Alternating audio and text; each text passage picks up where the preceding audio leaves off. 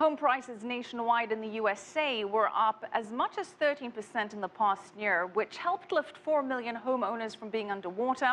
But those price increases are also pricing many out of the market. To further discuss affordable or unaffordable housing, as the case may be, is Pej Barlavi, CEO of Barlavi Realty. Thanks for joining us. Thank you for having me. So, Pej, as we've been seeing in those two reports, many major metropolitan cities around the world are becoming basically unaffordable for most middle-income people to afford to buy homes in. Which cities globally are the most expensive? Well, there's two ways of looking at how you express expensive.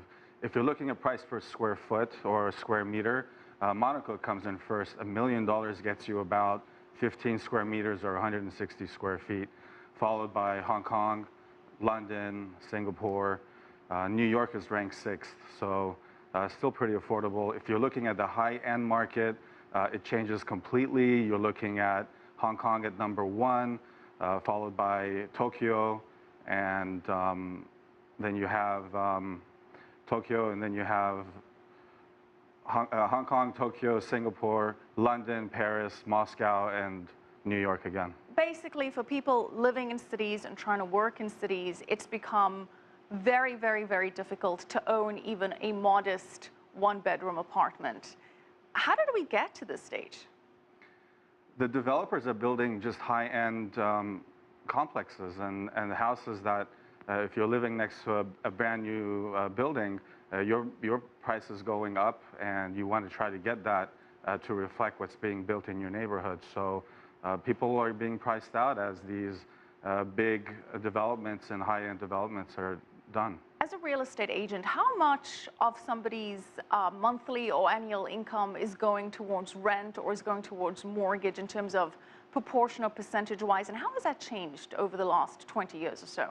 Well, you want to keep it nowadays at least 30% or less, 25 or 30%. If you're trying to get a mortgage, banks are not giving you those 45. If you had a loan-to-income ratio or debt-to-income ratio at 45%, it's very hard to come by that. So you want to keep it at 30% or less.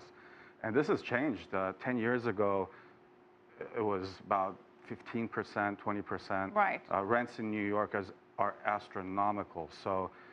And New York is not even top of the list. It's #7. Yeah. So rents are so high, people are paying as much as 50% of their salaries on rent. At least.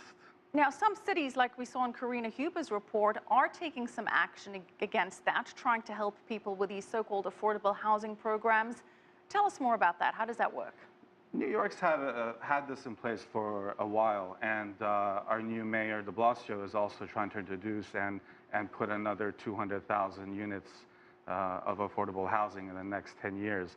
It's going to really determine how the developers will accomplish this and how they're going to keep the effects of building these new complexes. But what do we mean by affordable housing? Does the government put a cap on that? Does the government provide tax incentives?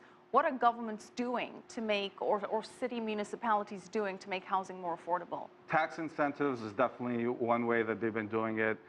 Another is that they will allocate for a new building to be built extra floors, and they'll allocate those apartments for affordable housing. So they'll allow the higher floors for more money and the lower floors. Now, there are some theories that say governments should come in, step in and intervene and say we're capping real estate prices at certain levels.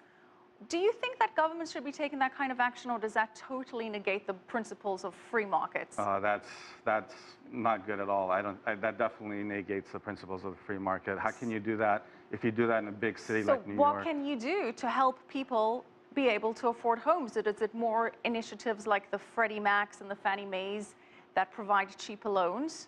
Is it something like that that governments should be implementing? Definitely, you know, the 421A tax abatements have helped new buyers get in, where your taxes for the property is very, very low, and it increases every couple of years.